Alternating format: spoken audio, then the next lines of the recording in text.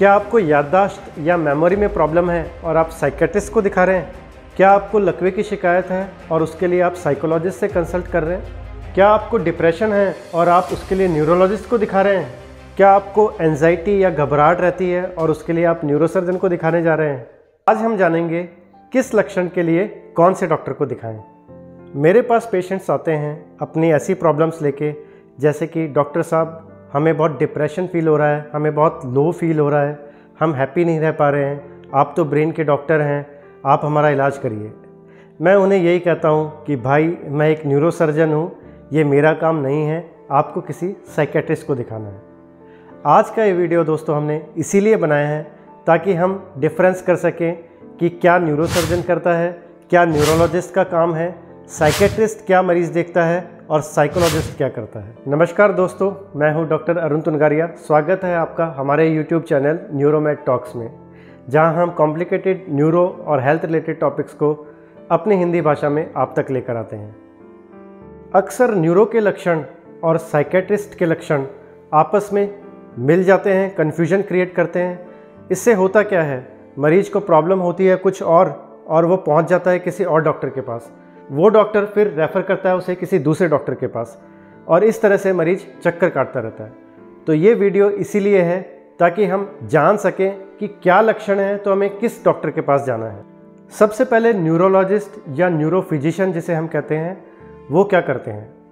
दोस्तों, न्यूरोफिजिशियन और neurologist MD करने के बाद DM की डिग्री लेते हैं न्यूरोलॉजी में।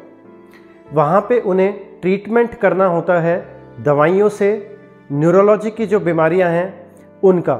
क्या है ये न्यूरोलॉजी की बीमारियां, क्या लक्षण होते हैं, इनके बारे में बात करते हैं।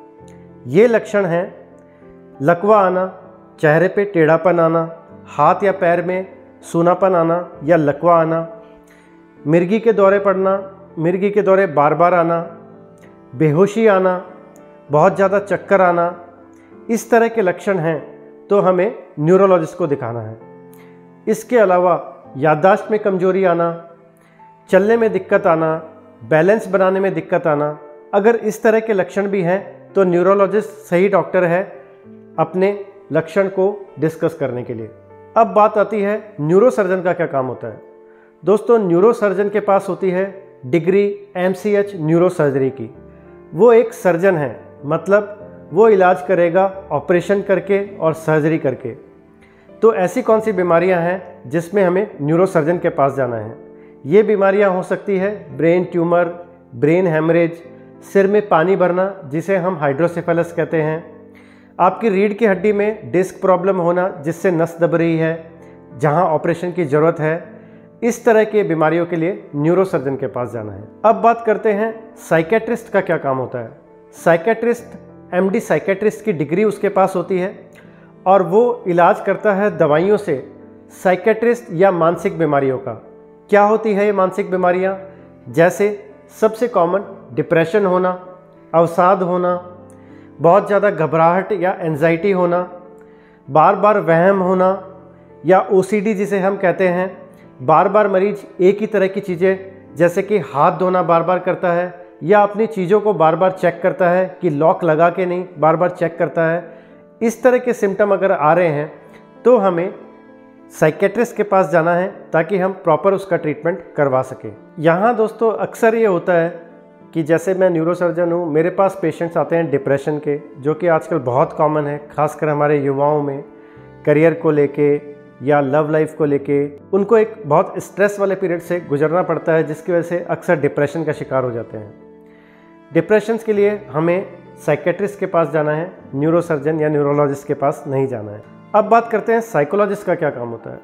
दोस्तों, बाकी जो डॉक्टर थे ये सब MBBS की एक बेसिक डिग्री करते हैं, उसके बाद आगे अपनी पढ़ाई करते हैं, जबकि साइकोलॉजिस्ट MBBS ना होके एक PhD करता है क्लिनिकल साइकोलॉजी में।